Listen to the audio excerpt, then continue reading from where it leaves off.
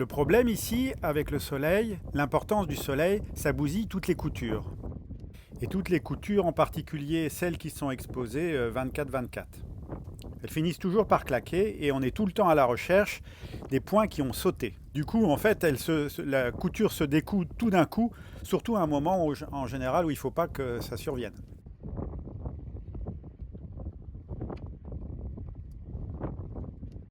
Tanto storia pan contavo.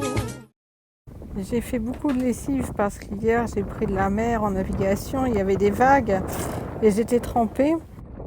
Alors là c'est difficile parce qu'il y a beaucoup de vent mais au moins ça va sécher vite. C'est dur d'étendre le linge. On est au mouillage devant une plage déserte, une plage de sable blanc, les couleurs sont magnifiques. On aime beaucoup ce genre de mouillage où on est tout seul. On a l'impression de vivre des instants privilégiés, des choses uniques. C'est dans ces instants qu'on savoure le plus notre voyage. On a l'impression d'atteindre des endroits où personne ne va et l'impression de vivre des choses différentes. On s'en va explorer un petit peu les fonds autour du bateau en espérant qu'il y aura des coraux et donc des poissons.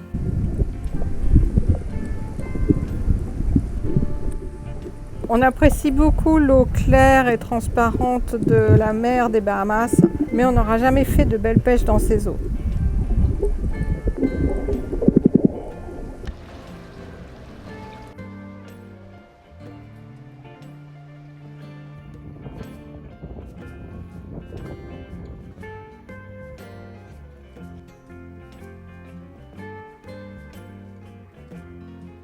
Malheureusement pour nous, ils annoncent du mauvais temps dans les prochains jours.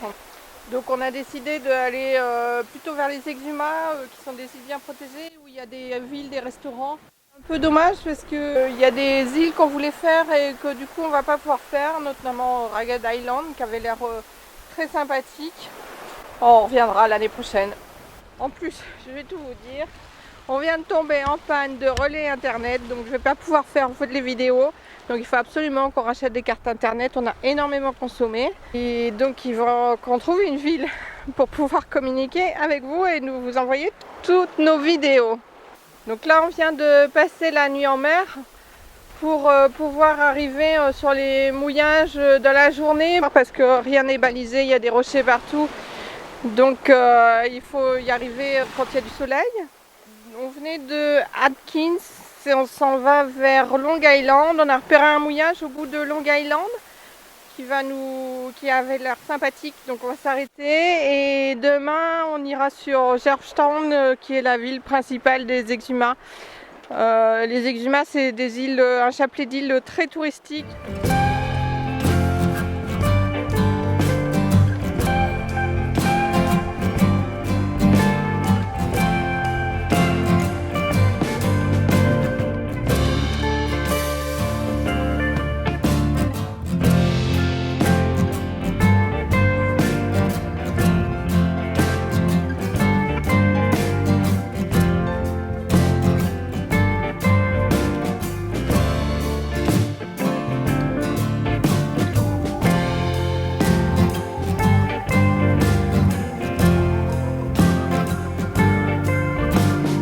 Je ne sais pas si vous voyez bien la couleur des nuages qui sont un petit peu verts à la base. On a l'impression que c'est la couleur du lagon qui est derrière l'île qui se reflète dans les nuages.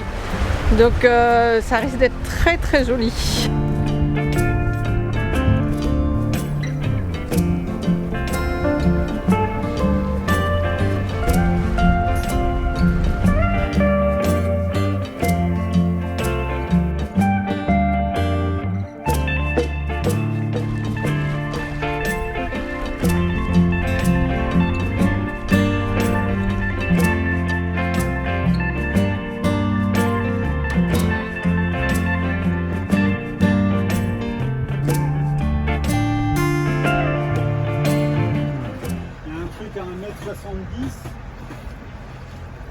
Non mais je contourne. Ah ouais,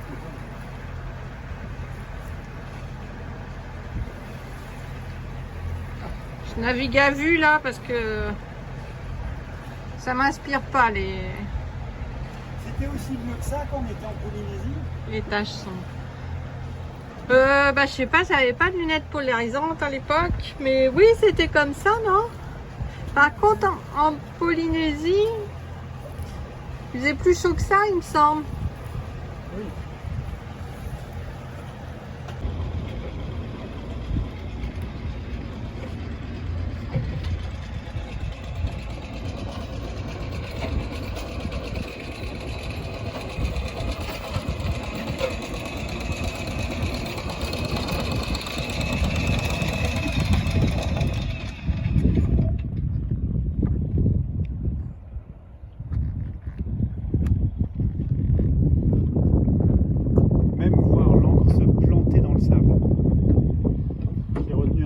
Donc du coup comme ça elle est rentrée dans le sable et puis...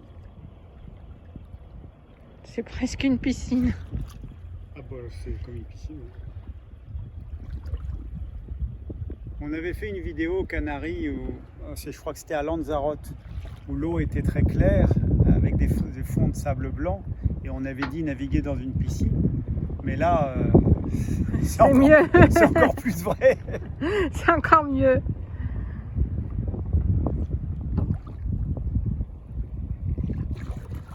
On vient d'arriver au mouillage et là, je dois dire que c'est beau, c'est très très beau.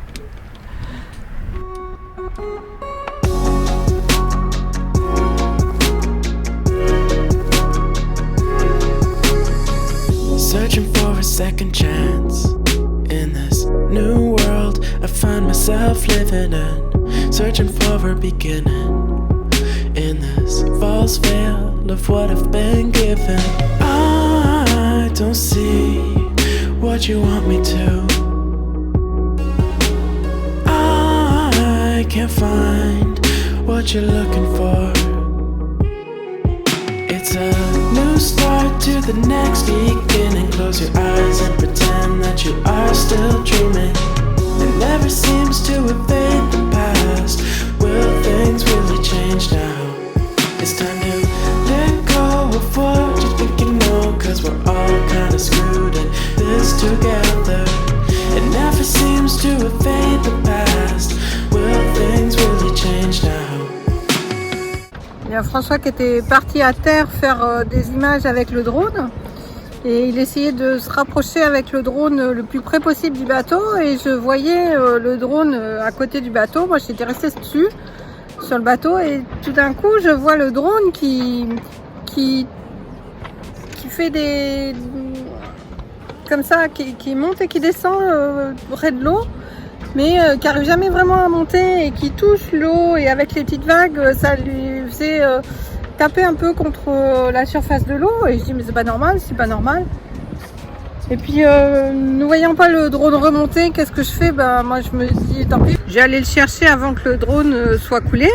Je saute à l'eau, je nage jusqu'au drone et là il faut essayer de l'attraper par en dessous pour pas se prendre les doigts dans les petites hélices. Et il faut le retourner pour l'éteindre, sinon il s'éteint pas. Donc j'arrive à l'attraper par en dessous et à me sortir bien le torse de l'eau pour rester au-dessus de l'eau. Je retourne le drone comme ça et je nage en tenant le drone au-dessus de la surface de l'eau, le bras en l'air, jusqu'au bateau pour essayer de sauver le drone, quoi. Il a une batterie qui est morte sur les 3 batteries qu'on avait et puis la caméra de l'avant du drone qui normalement bouge dans tous les sens, maintenant elle est fixe. Donc là c'est embêtant. C'est vrai que le drone c'est toujours super stressant. Après on a regardé sur internet et le drone il n'aime pas la réverbération du soleil sur l'eau et le champ magnétique que l'on dégage nous par le bateau, donc puisqu'on a un bateau aluminium. Merci d'avoir regardé cette vidéo et abonne-toi à notre chaîne pour nous encourager à poursuivre.